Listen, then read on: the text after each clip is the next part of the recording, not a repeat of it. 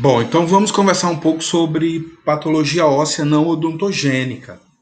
Eu selecionei algumas lesões e condições para a gente tentar revisar alguns conteúdos referente à patologia óssea que não tem origem odontogênica, né? Então aqui a gente não vai falar dos cistos periapicais e nem dos tumores e cistos de origem odontogênica.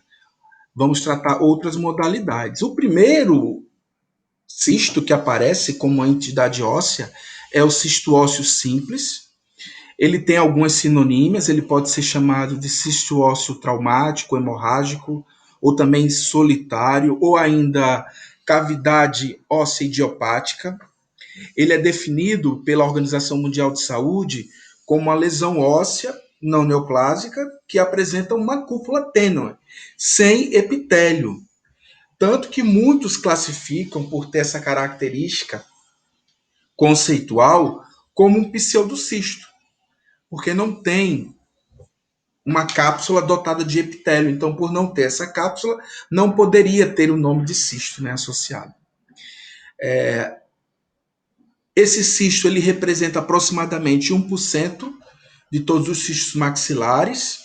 Geralmente aparece em indivíduos jovens, principalmente durante a segunda década de vida. A mandíbula é a região anatômica mais afetada, sendo 75% dos casos, e não existe predileção por gênero. Sabe-se que quanto à etiologia e patogênese, esse cisto ele apresenta essa condição desconhecida, mas acredita-se que seja de uma origem traumática por conta da formação de um coágulo. Então, esse coágulo promove a osteólise local, formando essa cavidade. Como características clínicas, sabemos que é assintomático, frequentemente é diagnosticado em exames radiográficos de rotina. Os sintomas são raros e, quando ocorrem, pode se encontrar dor, aumento de volume, parestesia e fratura patológica. Isso quando esse cisto atinge uma área grande da região onde ele está localizado, podendo ter essas características. Mas o mais interessante é que aparece nesses pacientes da segunda década de vida, após realizar uma investigação radiográfica para se colocar aparelho dentário. Muitas vezes é um achado assim, casual. Então a gente tem aqui como característica radiográfica como uma lesão radiolúcida, bem definida, unilocular, delimitada por uma fina cortical, muitas vezes contornando as raízes dos dentes adjacentes, resultando em um aspecto festonado ou recortado. Isso é uma característica muito própria desses cistos, né? Porque ele respeita essa cortical nessa área periapical, fazendo esse festonamento da área. E essa expansão óssea ela pode ocorrer e raramente evidencia-se reabsorção dentária. Então, essa relação é importante. Outra coisa que a gente deve verificar também para esses casos é o teste de vitalidade pulpar. Então, é mandatório também se realizar se esses dentes que estão próximos à lesão estão vitais. Geralmente estão vitais. Geralmente, aí a gente já vai dissociar das alterações vinculadas à odontogênese, ao dente em si, né? Então, isso é importante.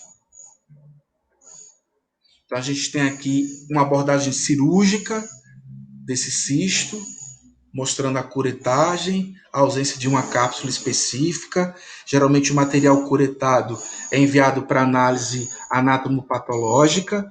Aqui a gente tem outra lesão cística na região de corpo de mandíbula, importante. Muitas vezes, para esses casos, o mandatório antes da biópsia para investigação, né, na biópsia incisional, se realizar a punção aspirativa, né, o que a gente chama de punção aspirativa com uma agulha de calibre rosa, uma agulha mais robusta, que consegue flexionar essa cortical. Então, o ideal é se fazer esse teste antes de se partir para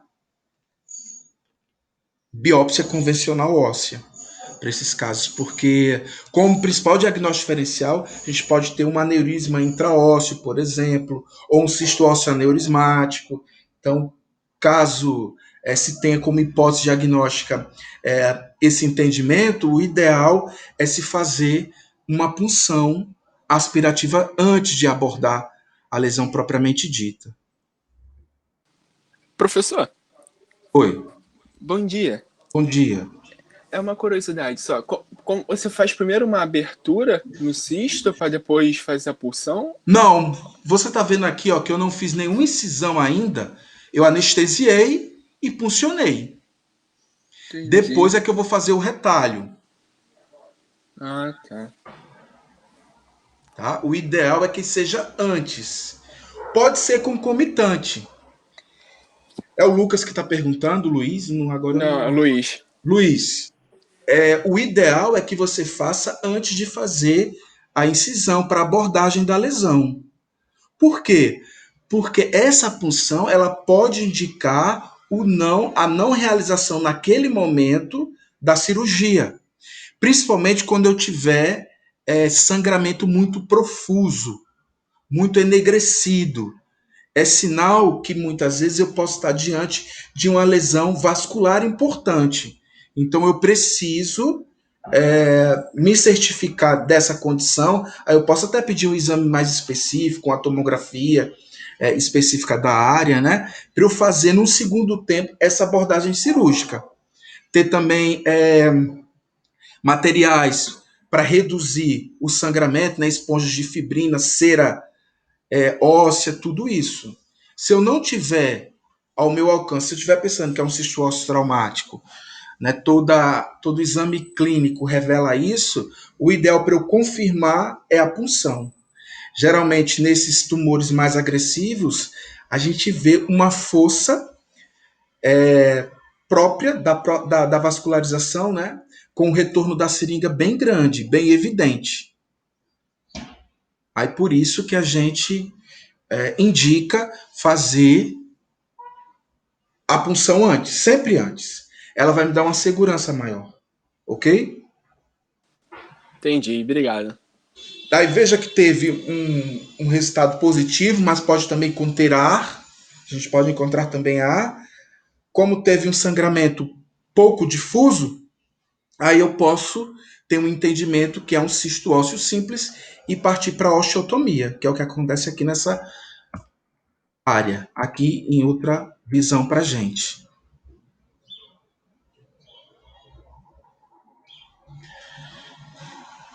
Como característica patológica, temos um tecido ósseo associado a uma fina membrana de tecido conjuntivo fibroso, com a ausência do revestimento epitelial, caracterizando assim, ó, essa membrana fina que vai aparecer adjacente ao osso. Essa é a característica que demarca a lesão. O tratamento geralmente é a ressecção, a curetagem, enxerto. No passado se fazia muito isso, injeção de corticoide para tentar diminuir essa lesão. E também injeção de medula óssea autóloga, para fazer com que a neoformação óssea seja evidente. Geralmente, o mais indicado é a exploração cirúrgica da cavidade cística. Então, a gente consegue ver bem aqui o cisto com aspecto grande, aqui já com o tratamento evidente. E o acompanhamento radiográficos em curtos intervalos, a cada 3 meses, é o ideal. Então, esses pacientes geralmente eles ficam 3 meses, 6 meses, 1 ano, 2 anos, realizando esse acompanhamento radiográfico para a gente ver a regressão total da lesão. Aqui mostrando também mais uma vez, vemos que festona mesmo, não atinge a área, e aqui com o tratamento já é evidente, a gente já vê formação de osso 3 meses após o tratamento, tá? Dúvidas, perguntas?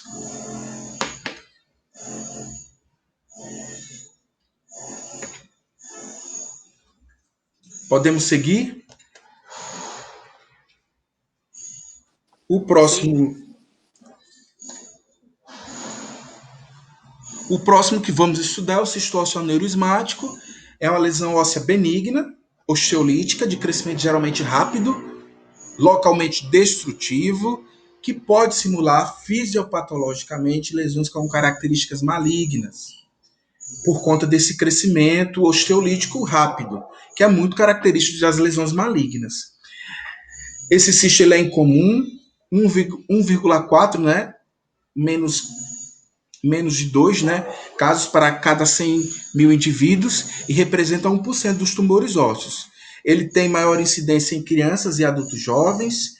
A mandíbula usualmente é mais afetada, né, mas por ter uma casuística baixa, a gente não consegue ter essa certeza, por isso que tem essa interrogação aqui, mas pequenos estudos mostram que a mandíbula é o principal sítio para desenvolver a lesão. Tem uma pequena prevalência pelo sexo feminino e muitas vezes a sua etiologia está vinculada a um desenvolvimento de desvio artério venoso. Temos também uma etiologia traumática, mas é muito pequena, sendo controversa. E muitas vezes também a oclusão venosa súbita pode causar essa oclusão ou esse desvio artério venoso provocando a lesão. As principais características clínicas, nós temos que a dor e a tumefação se desenvolvem rapidamente, com parestesia, crepitação e compressão sendo mais raros. Então, por mais que seja uma lesão óssea, existe essa crepitação, ou seja, o osso parece que está fraturado. Então, a gente consegue sentir essa crepitação por conta da grande osteólise que a lesão pode causar. Então, a gente tem aqui, ó, uma lesão localizada nessa área da mandíbula. Vejam que o paciente já estava usando aparelho ortodôntico. Aqui um segundo caso, mostrando uma lesão osteolítica importante na região de corpo e ramo de mandíbula. Como características radiográficas, nós temos lesões uni ou multiloculares. Aí tem uma característica que pode estar associado, que são a aparência de favos de mel e bolhas de sabão. Nós temos também, às vezes, uma expansão, um afinamento da cortical, que vai constituir uma destruição que a gente chama de balonizante ou com aspecto de sopro para fora. Ou seja, a lesão ela cresce do interior para a cortical mais externa. Por isso tem essa característica de formando o balão com sopro para fora. Podendo ocorrer também migração ou reabsorção de dentes envolvidos. Então veja que são lesões que têm características mais sérias, né? Então a gente tem aqui uma lesão, veja que ela segue com a osteólise aqui da basilar, parece que existe uma fratura já patológica associada. Já o outro caso, eu vejo uma destruição óssea mais abundante, em torno do ramo e corpo de mandíbula. A gente consegue ver melhor isso na outra lesão. Na tomografia eu consigo perceber o aspecto balonizante, de sopro para fora. A gente vê que a lesão ela cresce com destruição óssea importante.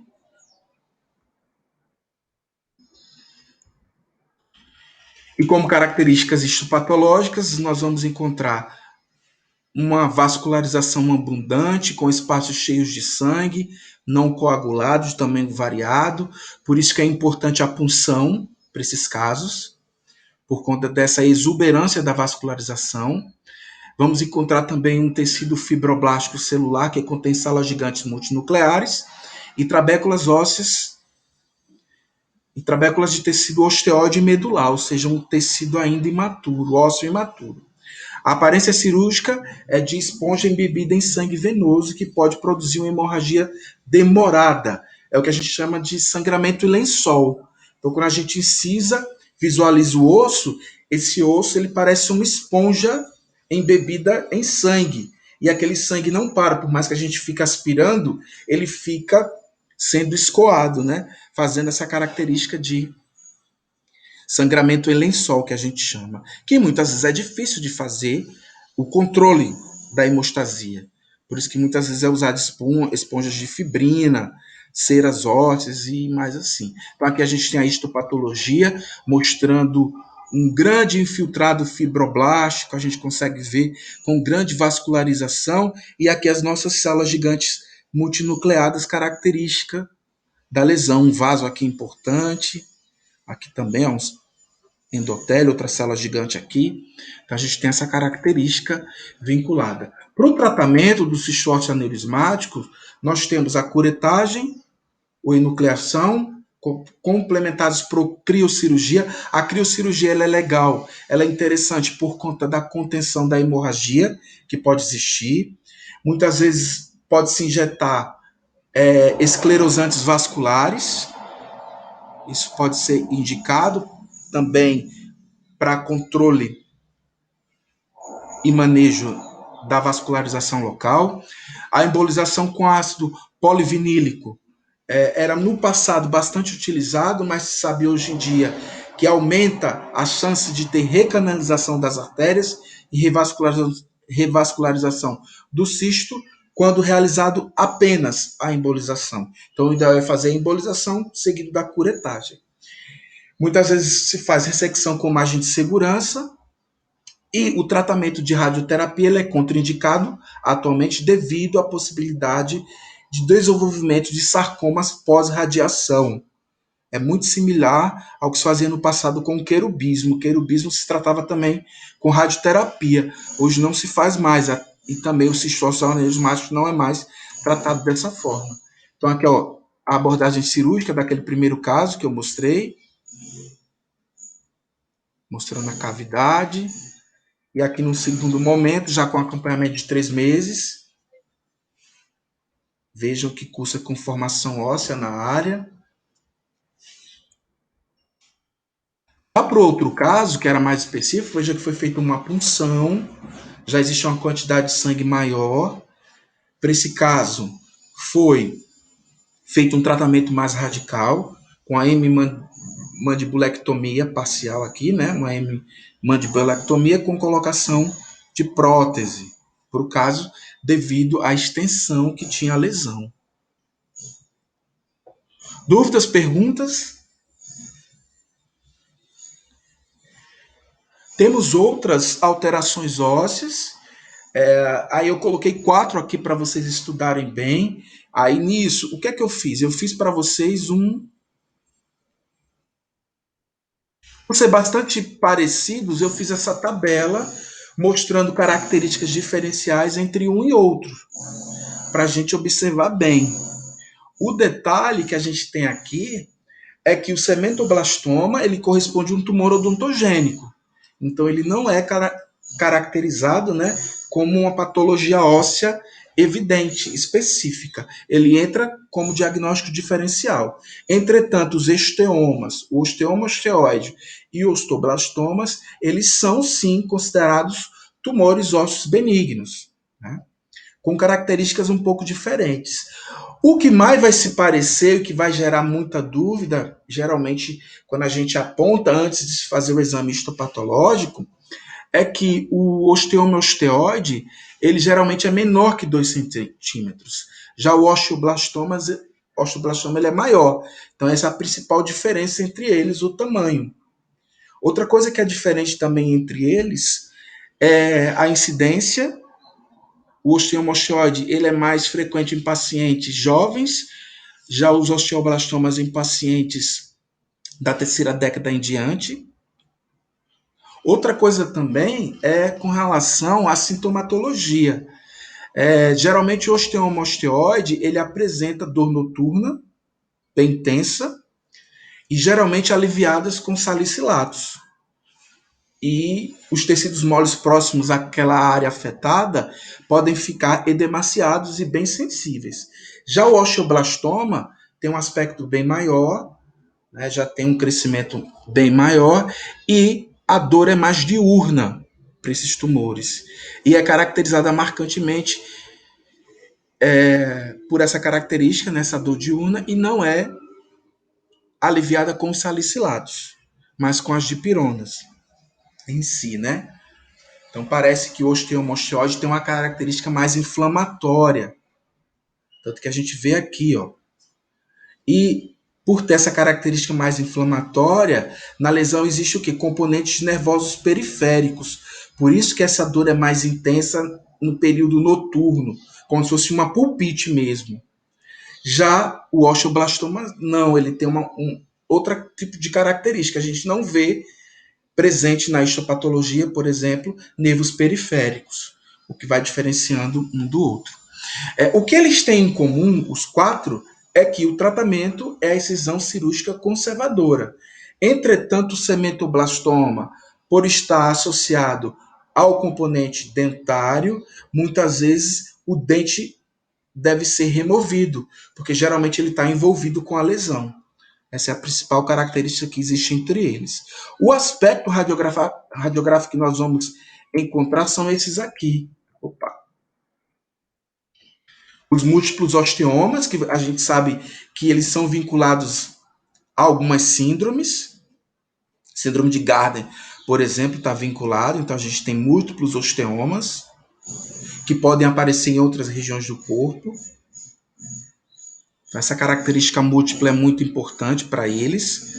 Aqui eu tenho o osteomosteoide, que não ultrapassa 2 centímetros.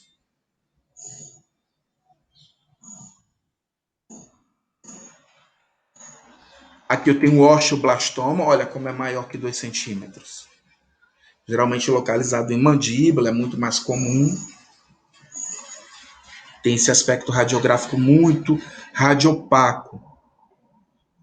Aqui no outro já tem uma característica mista, né? Radiopacidade com radiolucidez. Tem essa rarefação.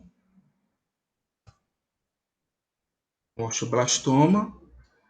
E aqui o cementoblastoma. Veja que o componente tem que estar bem associado com o dente. Então a gente tem essa característica própria. No passado, o cementoblastoma, ele era chamado de cementoma, né? Ele tem esse nome mais antigo.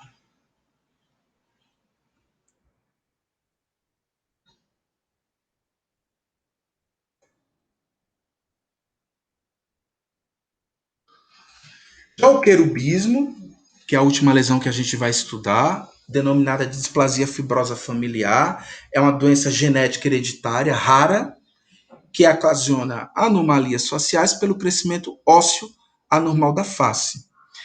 A doença é assim chamada pelo devido à semelhança facial com anjos querubim, onde os pacientes apresentam um rosto oval e com bochechas salientes, né, dessa forma aqui. É uma condição que aparece logo no início da vida e sabe-se também que pode atingir outros ossos do corpo, além dos faciais. Isso pode acontecer também. Geralmente é diagnosticada na primeira década de vida e as alterações progridem até a puberdade, por conta da atividade óssea estar vinculada até essa fase da vida. E geralmente se estabilizam e regridem lentamente. Por isso que muitas vezes o pessoal da ortopedia, o pessoal da cirurgia de cabeça e pescoço, faz as intervenções mais estéticas quando o período de puberdade já tem deflagrado naquele paciente. Esse tipo de alteração pode estar vinculado com outras síndromes, principalmente a síndrome de Jaffe-Capannese. Então, são síndromes importantes que têm essa displasia fibrosa familiar vinculada. Como aspectos clínicos faciais, nós temos essa característica semelhante a anjos querubins, devido à expansão da mandíbula e maxila bilateralmente. Os pacientes não apresentam sintomatologia e, por conta dessa expansão, pode dar essa retração da pálpebra, lembrando aquele olho de sol poente, né? De acordo com a severidade das lesões, pode haver, por exemplo, ausência da cronologia de erupção, então germes dentários podem estar ausentes, podemos encontrar esfoliação precoce dos dentes descidos, reabsorção radicular em tecidos e permanentes também.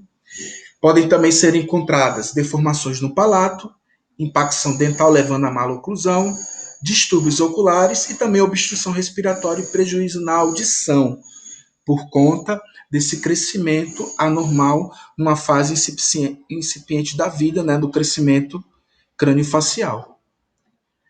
O diagnóstico para esse tipo de alteração não apresenta tantas dificuldades, visto que as características clínicas dos pacientes e também a anamnese são patognomônicos. Muitas vezes são raros exames adicionais. Os exames adicionais, muitas vezes, ele é apontado quando se requer fazer alguma plastia, melhorar, tentar melhorar o contorno da cortical, quando muitas vezes aquele crescimento se dá de forma muito exagerada. Então, o diagnóstico clínico ele é soberano para esses casos aqui, devido a essa simetria e bilateralidade que existe do crescimento ósseo.